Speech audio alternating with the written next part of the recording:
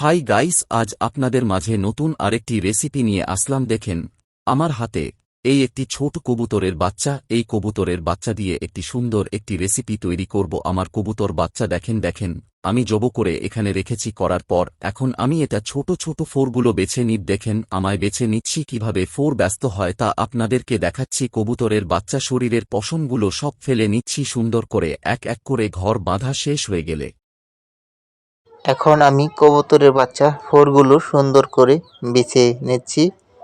আমার ফোর বাছা শেষ হয়ে গেল।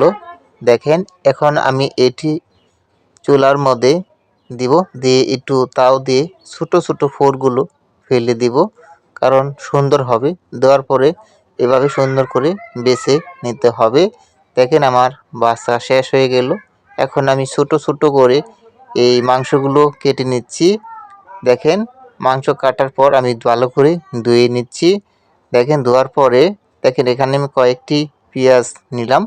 এখন এই পেঁয়াজগুলো ছোট ছোট করে কেটে নিচ্ছি।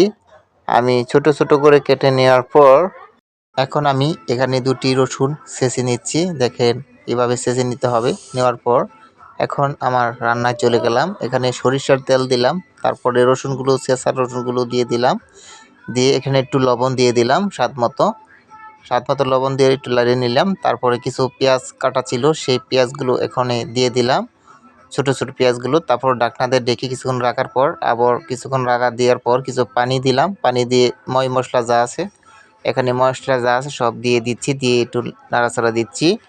দিয়ে তারপর এখানে দেখেন কিভাবে আমি করছি। কিছু মশলা, লবণ, মরিচ, যত কিছু লাগে, হলুদ দিয়ে তারপরে এখানে ঢাকনা দিয়ে ঢেকে দিব। কিছুক্ষণ রাখার পর বাই করে একটি তেজপাতা দিয়ে দিব। তারপরে এখানে দেখেন আমি কয়েকটি কাঁচামরিচ কেটে নিচ্ছি। এখানে কাঁচামরিচ কেটে নিচ্ছি, এদিক দিয়ে রান্না হয়ে যাচ্ছে। আমি এখানে কাঁচামরিচ কাটা নেওয়া শেষ। এখন আমি এই রান্নার মধ্যে কাঁচামরিচটি দিয়ে দিলাম তরকারিতে, দিয়ে একটু লাড়াচাড়া দিয়ে ভালো করে ঢাকনাতে ঢেকে রাখবো কিছুক্ষণ। তারপর ঢাকনাটা খুলে আমি এই মাংসগুলো এখানে দিয়ে দিব।